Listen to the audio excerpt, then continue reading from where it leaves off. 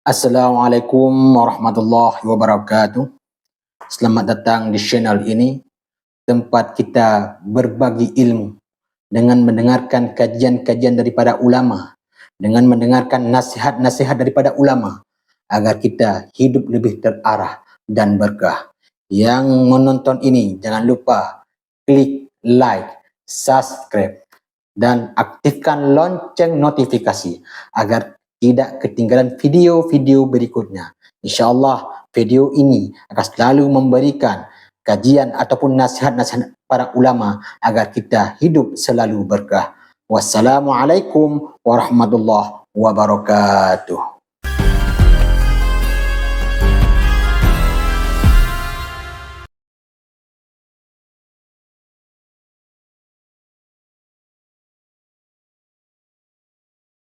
Supaya Allah cepat kabulkan doa, ada rahasianya.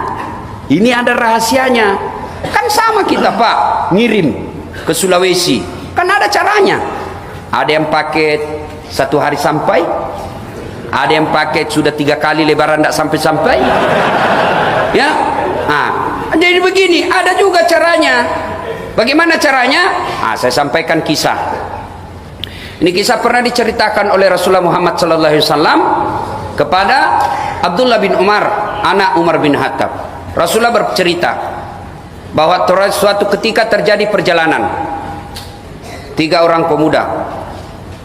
3 orang pemuda ini melakukan musafir karena tiba malam hari, mereka kemudian tidur. Tidurnya karena waktu itu tidak ada penginapan, tidur dalam gua. Nah, begitu tidur, tanpa sepengetahuan mereka, tertutup pintu gua. Mereka bangun, mati nih kita. Tertutup pintu. Ayo dorong. Ya dorong. Dorong masing-masing. 1, 2, 3. Kerahkan kekuatan. Tidak terbuka. Dorong lagi. Tidak tergoyang. Ketiga kalinya. 1, 2, 3. Tidak ada pup. Tidak. Ini variasi kan tengah malam. Kalau terlalu serius harus sedikit ada variasi. Tengah malam Pak.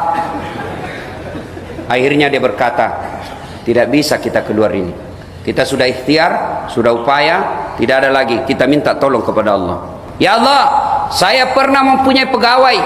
Ketika tiba saatnya gajian, ternyata pegawaiku pergi merantau.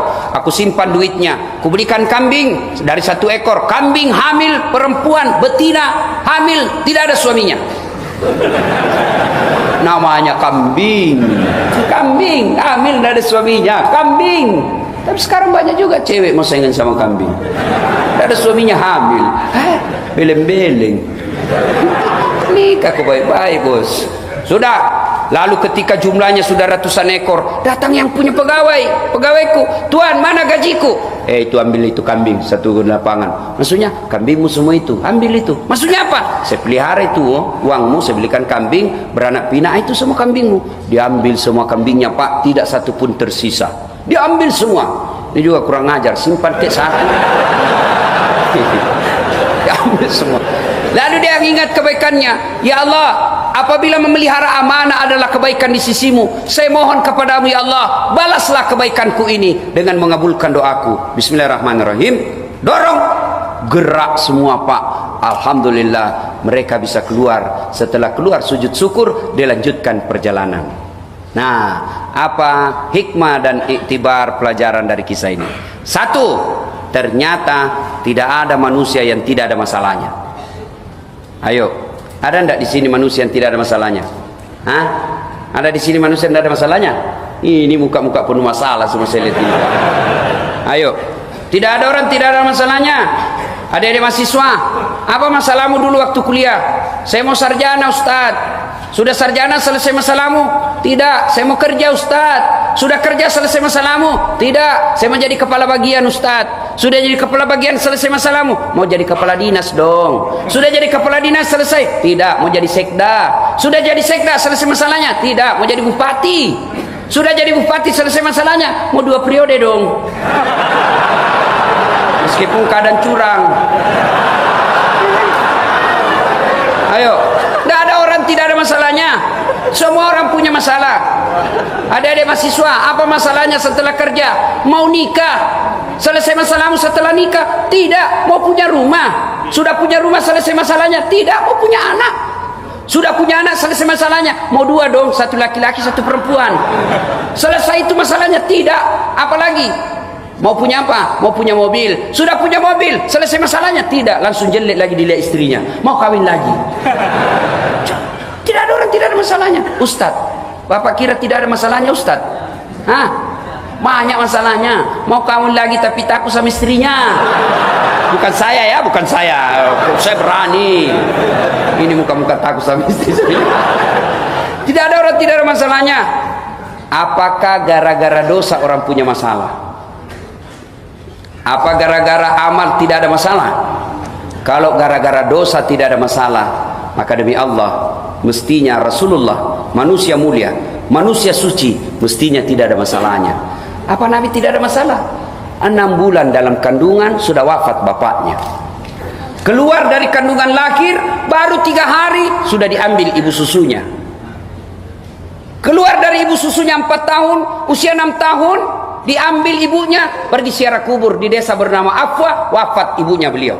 Diambil oleh kakeknya, Abdul Muttalib, 8 tahun, meninggal lagi kakeknya. Pindah lagi ke pamannya, Abu Talib, usia 10 tahun, mulai perang. Perangnya bukan perang agama, tapi perang antar suku waktu itu. Usia 12 tahun, beliau sudah berdagang. Dagangnya bukan antar pasar Tanah Abang ke Ciledug, tapi apa? Dari Mekah ke Syam, Syria, tidak pakai pesawat, jalan kaki, diimbangi dengan naik onta. Masalah demi masalah beliau lalui. Bahkan ketika selesai menikah, selesai masalahnya, muncul masalah baru. Anak-anak beliau masih belita, masih bayi, meninggal dilihat oleh mata kepala sendiri. Usia 40 tahun, puncak penderitaan makin tinggi, dihina, dimaki, bahkan puncaknya diusir dari tanah kelahirannya. Siapa yang usir? Bukan orang lain. Siapa? Pamannya sendiri, Abu Lahab. Sampai di Madinah, selesai masalahnya, makin banyak masalah. Perang demi perang dilalui. Berarti masalah itu bukan masalah kita. Masalah pasti ada dalam hidup ini. Masalah kita adalah bagaimana mengatasi masalah. Mengatasi masalah tanpa masalah. Orang Jakarta tahu juga Pegadaian, Pak. Biasanya ini kalau lebaran ibu-ibu ini kursus semua jasanya Janun Pegadaian. Kan bapak kita ini kan siap-siap menderita, Pak. Dekat-dekat lebaran datang permintaannya istri. Pak, ganti gorden. Pak, ganti spray. Pak, ganti tempat tidur. Pak, ganti tempat sekalian. Iyo, saya ganti kok sekalian. Itu jawaban paling tepat, Pak. Kalau banyak ibu-ibu minta ganti-ganti, bilang, ya sekalian saya ganti kau. Nah, ibu bapak saudara-saudara sekalian, begitu ada masalah, belajar dari kisah tadi, jangan hindari masalah itu. Belajar dari kisah tadi, begitu ada masalah, takarruf ilallah, dekatkan diri kepada Allah. Dengan cara apa? Yuk berdoa. Inilah malam 27, minta kepada Allah. Doa tidak harus mesti sama ustaz, doa tidak mesti sama dengan imam yang diminta, belum tentu sama kita punya kebutuhan. Tidak harus bahasa Arab. Siapa yang wajibkan kita bahasa Arab? Bahasa Bugis, buat dimato. Bahasa Jawa, monggo. Bahasa Sunda, mangga. Bahasa Inggris, enggak tahu. Silakan, Pak. Apa saja, daripada Bapak bahasa Inggris tidak tahu artinya, salah ucapan, bingung malaikat. Apa maksudnya ini dasar? Lain di mulut, lain di hati. Dalam hatinya mau dapat jodoh, yang diminta hujan. Bingung, bos. Maka berdoa tidak harus pakai bahasa Arab. Sampaikan apa keluhanmu dalam bahasa hatimu.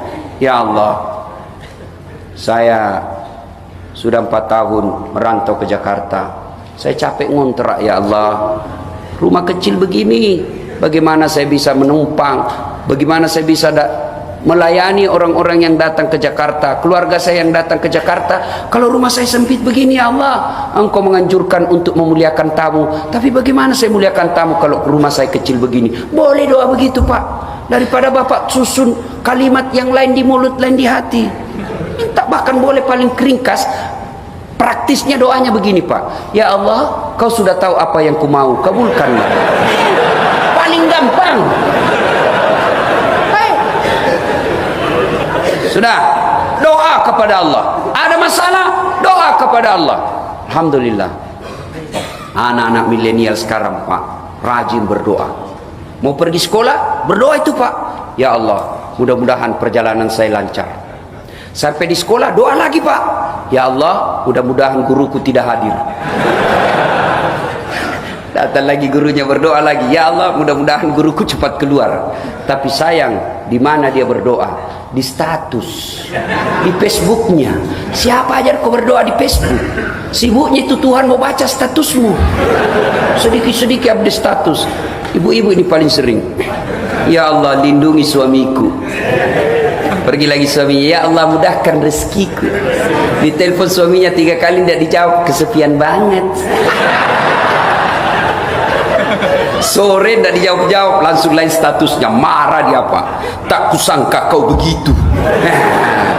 Ya, berdoa Ramadan ini malam 27, minta kepada Allah, Bapak curahkan perhatian, curahkan segala keluh kesah Bapak. Boleh dalam bahasa apapun, sampaikan kepada Allah. Ya Allah, Engkau melarangku meminta hanya kepadamu, Engkau melarangku meminta kepada orang lain, Engkau melarangku menghambakan diri kepada pejabat, Engkau hanya mewajibkanku memohon kepadamu, maka aku datang memohon kepadamu. Kabulkan permintaan saya sesuai janjimu, ud'uni astajib lakum, minta kau kepadaku, pasti saya kabulkan. Itu janji Allah, bukan janji caleg. Kalau caleg, Pak, mau dipilih, dia bagi-bagi kartu namanya, pilih saya, sama-sama kita orang Bugis. Begitu dipilih, dia ganti nomor HP-nya. Kita lebih bego lagi, sudah ditipu, masih kita pilih lagi. Tidak kok.